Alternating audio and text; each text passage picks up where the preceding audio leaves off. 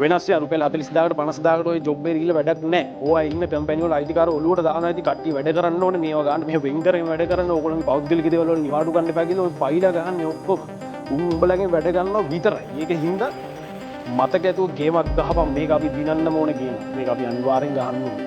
නැත්තම් ජීවිතයක් නැහැ මෙතන. මේක නිකන් මේකෙන් ගමනක් ගියම දැන් ආඩම්බර වුණා වගේ. ඒක තියෙන්නේ අර මහන්සියලා වැඩ කරලා අරගෙන බදිනවලදී වෙනුට වෙනවා ඒක.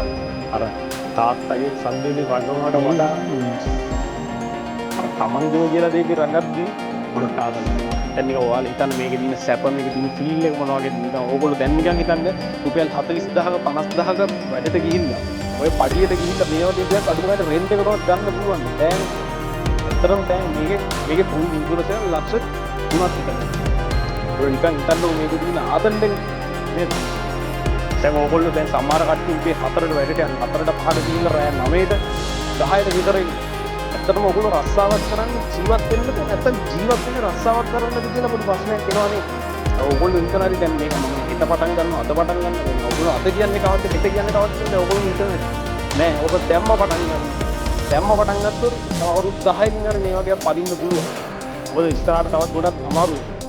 ජීවිතේ ගොඩක් දේවල් පස්සේ කරනවා කිය කන්දා. කල් දැම්මම තමයි. අද කියන්නේ කවද්ද හෙට කියන්නේ කවද්ද එහෙම දවසක් නෑ. දැන් තමයි ඕනේ. වෙනස් වෙනවා නම් දැන් තමයි වෙලාව වෙනස් වෙන